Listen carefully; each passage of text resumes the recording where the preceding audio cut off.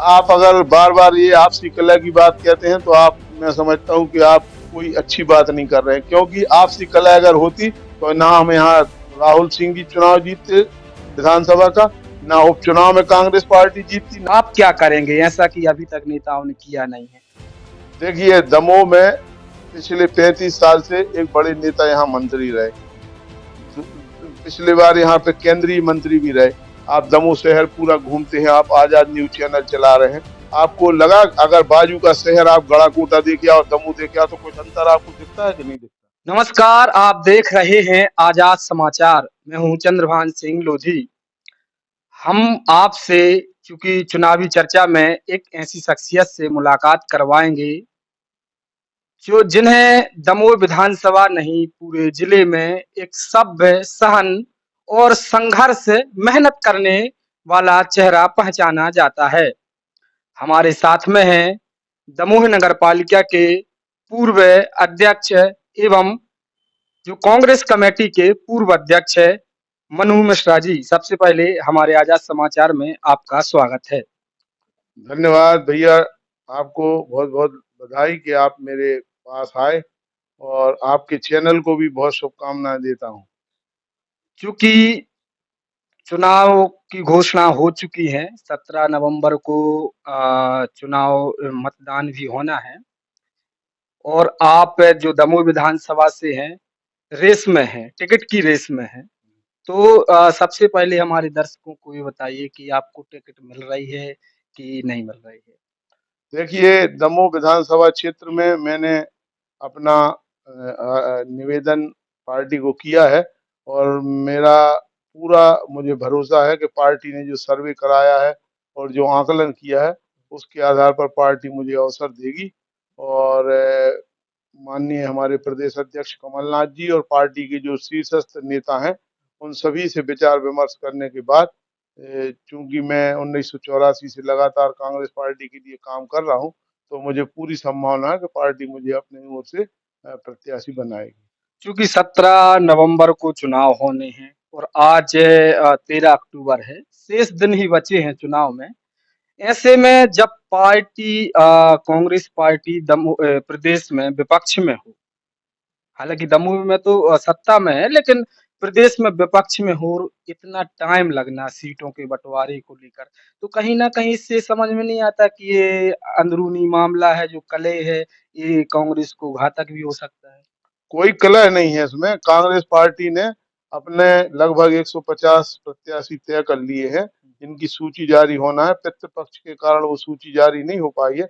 और जो आप कह रहे हैं, तो अभी तो भारतीय जनता पार्टी का प्रत्याशी भी घोषित नहीं हुआ दमोह जिले से कोई भी, मतलब एक सीट भर हुई है पथरिया की, और 3 सीट पे तो उनके प्रत्याशी भी नहीं आया है। तो जल्दी इसलिए नहीं होती है कि अभी चुनाव को लगभग 50 दिन है, 30 40 50 दिन शेष है, तो कोई इतना बड़ा वो नहीं है। और जिनको चुनाव लड़ना रहता है वो 5 साल अपनी तैयारी करते हैं, ये नहीं होता कि जब चुनाव आ गया तो घूमने फिरने लगे। हम लोग तो तो पूरी, आपने 5 सालों तक इंतजार भी किया और मेहनत भी की। मैंने 5 साल नहीं, मैं तो सन 1985 के बाद से, जब से राजनीति में आया हूं, तो दमोह क्षेत्र के अंदर जहां जहां भी मिलना जुलना, लोगों से संपर्क करना, पार्टी के कार्यक्रम करना, और नगर पालिका अध्यक्ष में रहा, पार्टी के जिला अध्यक्ष के नाते मैंने पूरे जिले में भी लोगों से संपर्क करके पार्टी के कार्यक्रमों का विस्तार किया। तो मिलना जुलना, आना जाना तो हम लोगों का पूरे 5 साल चलता है।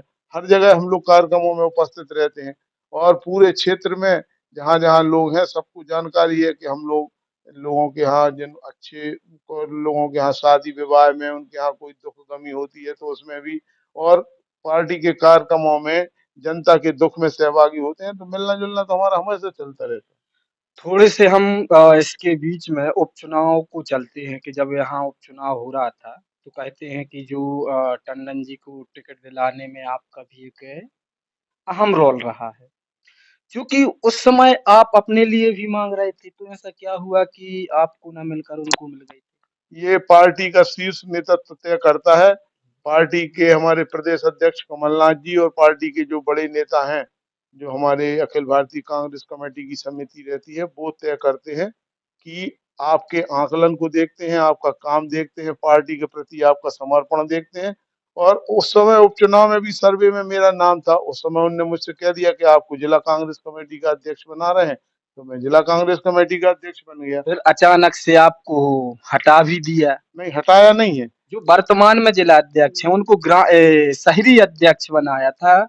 उसके बाद में आप को मतलब उनको ही जिला अध्यक्ष बना दिया, ये नहीं क्या नहीं, मामला? ये पार्टी की एक प्रक्रिया रहती है। हाँ। मेरे पहले अजय टंडन जी अध्यक्ष थे, उसके बाद मुझे बनाया।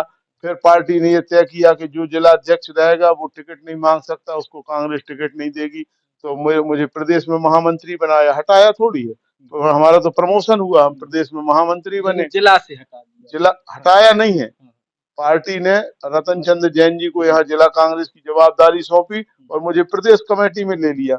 और अब ये है कि आज जो दैनिक भास्कर की सूची आई है उसमें मेरा नाम भी हाँ, प्रत्याशी के आपका तौर नाम पे आ सिंगल गया। नाम। तो इससे ये तय होता है कि पार्टी ने पहले तय कर लिया था कि किसको उपयोग कहाँ करना है। उसके हिसाब से हमारे माननीय कमलनाथ जी प्रदेश अध्यक्ष ये तय करते हैं कि आगे किसको क्या करना है। चूँकि हम ग्रामीण इलाकों में चलते हैं, अभी ऐसा मुझे लगता है कि अभी भी ग्रामीण क्षेत्र हैं जो दमोह विधानसभा के, वहाँ थोड़ी-सी कांग्रेस कमज़ोर पड़ती नज़र आ रही है। कुछ सत्ता पक्ष की कुछ योजनाएँ हैं ऐसी जिनकी वजह से वोट का डायवर्सन भी हो सकता है। इस पर आप क्या कहते हैं? चुनाव पहले आप लड़ते हैं हमें तो उस क्षेत्र का नाम बताइए जहां आप कह रहे हैं कि कांग्रेस कमजोर है। हमें नाम बताइए उस गांव का, दमोह विधानसभा नहीं, क्षेत्र। एक गाँव नहीं है मतलब हम विधानसभा के क्षेत्र की बात हाँ, तो जैसे एक किस हम क्षेत्र योजना में? बता रहे हैं आपके लिए। जैसे अभी जो शिवराज सिंह चौहान ने लाडली बहना योजना जारी की, उसको 1-1 हज़ार रुपए बहनों को महिलाओं को मिल रहे हैं। तो मैं ये पूछ रहा हूँ कि क्या महिलाओं की वोट कांग्रेस में डलेगी या भाजपा में जाएगी? इसको देखिए, क्या देखते हैं? कांग्रेस पार्टी की इस बार पूरे प्रदेश में लहर है, माननीय कमलनाथ जी के नेतृत्व में। शिवराज सिंह जी, मैं आपके प्रश्न का जवाब इस प्रकार देना चाहता हूँ कि 18 साल से शिवराज सिंह जी इस प्रदेश के मुख्यमंत्री हैं। जी। चुनाव के 2 महीने पहले उनको लाडली लक्ष्मी बहना की योजना की क्यों याद आई? जब कमलनाथ जी ने ये घोषणा करी कि हम 1500 रुपया नारी सम्मान योजना के देंगे, हम लोगों के घर घर में फार्म भर गए, पंपलेट बट गए, तब 1 महीने 2 महीने पहले उनको अचानक याद आई कि हमको भी बहनों के लिए कुछ करना चाहिए। तो उन्होंने लाडली लक्ष्मी योजना लागू करी। और लाडली लक्ष्मी योजना में तो वो 1000 दे रहे हैं, कमलनाथ जी तो मुख्यमंत्री बनने के बाद 1500 रुपए देंगे। तो ये उनकी योजना नहीं है, उनने तो नकल उतारी है कांग्रेस पार्टी की। कांग्रेस ने ये घोषणा करी थी, जो 11 सूत्री कमलनाथ जी ने घोषणा करी थी कि हम बहनों को 1500 रुपया सम्मान निधि देंगे, 500 रुपया में गैस सिलेंडर देंगे, 100 यूनिट बिजली माफ करेंगे, 200 यूनिट बिजली हाफ करेंगे। प्रदेश में जो हमारी किसानों को 5 हार्स पावर की बिजली देंगे। और अभी एक नई योजना उन्होंने लागू करी है कि 5वीं बच्चों से को, हाँ। 8वीं के बच्चों को वो छात्रवृत्ति देंगे। जी, और पर महीने। 8वीं, हाँ, और 8वीं से 11वीं तक के बच्चों को छात्रवृत्ति देंगे। तो ये हमारी पार्टी के जो जमीन से जुड़े लोग हैं। और कांग्रेस पार्टी घोषणाएं नहीं करती।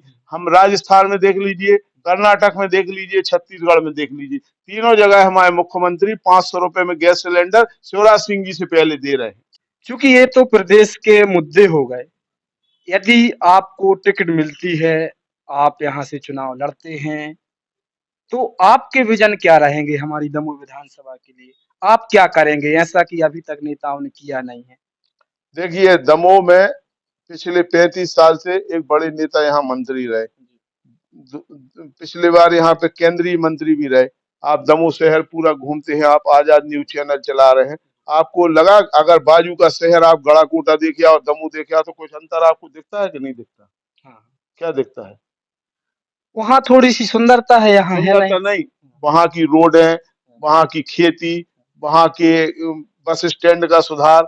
मैं ये पूछना चाहता हूँ कि 35 साल विधायक रहने के बाद, 15 साल मंत्री रहने के बाद और एक केंद्रीय मंत्री रहने के बाद दमोह शहर की हालत क्यों नहीं बदली? क्योंकि यहाँ जो नेता रहे उनकी सोच ऐसी नहीं रही कि वो इस शहर का सुधार करें। अगर पार्टी ने मुझे अवसर दिया और मैं यहाँ से विधायक चुन के गया, तो मैं सबसे पहले कमलनाथ जी मुख्यमंत्री बनेंगे तो हमारे 4 बिंदु हैं जिस पे हम काम करना चाहेंगे। सबसे पहले है शिक्षा।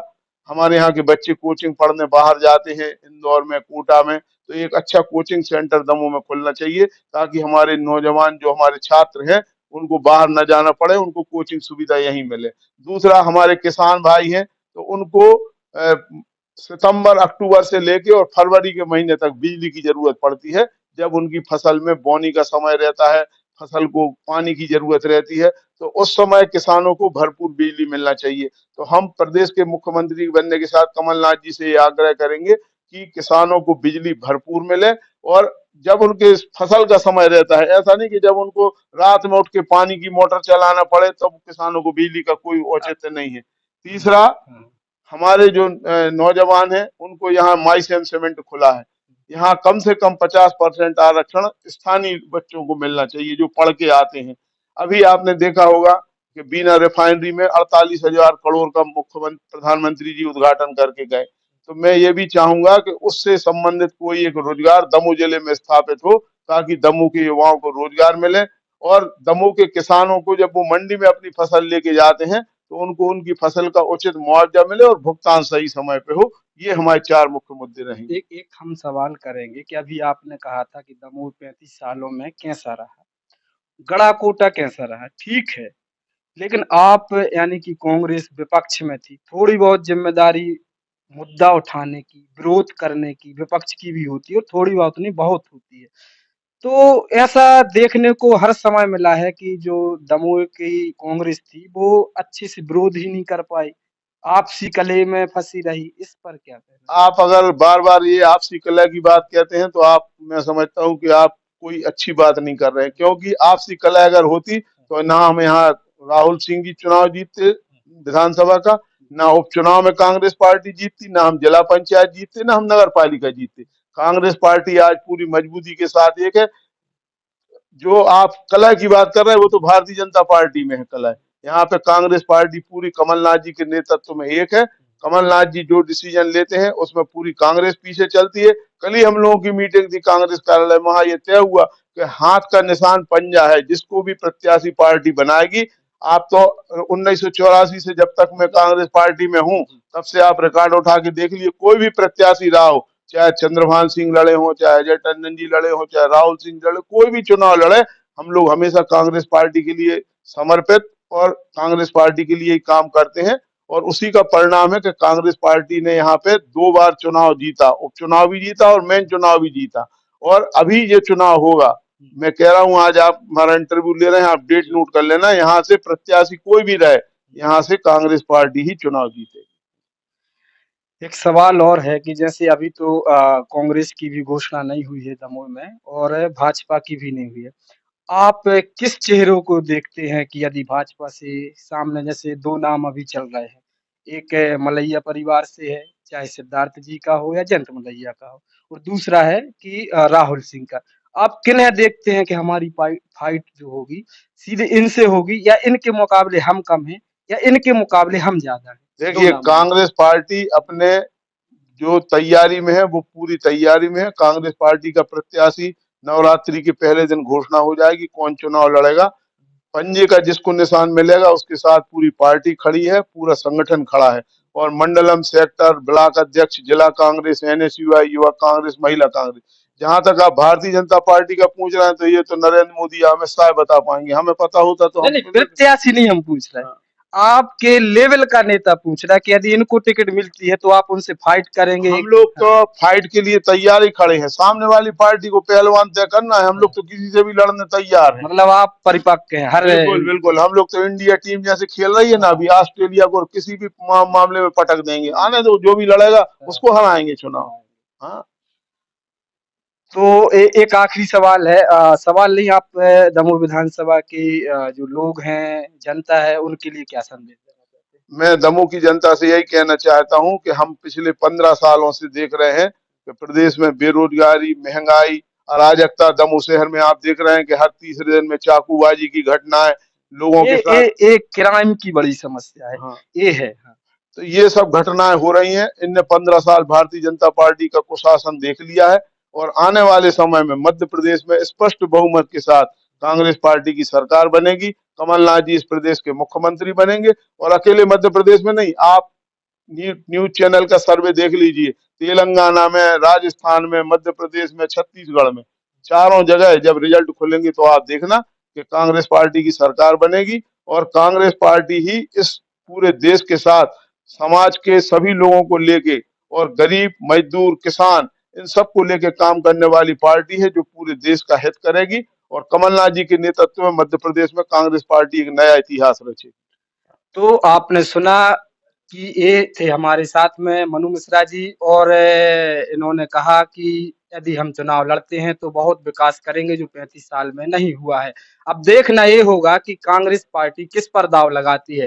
हालांकि जो अभी इन्होंने न्यूज़पेपर का जिक्र किया था उसमें तो सिंगल नाम इन्हीं का आया है, लेकिन 2 या 3 दिन का ही इंतजार रहेगा। इसके बाद में कांग्रेस भी अपना प्रत्याशी घोषित कर देगी। धन्यवाद। आप देख रहे थे आजाद समाचार।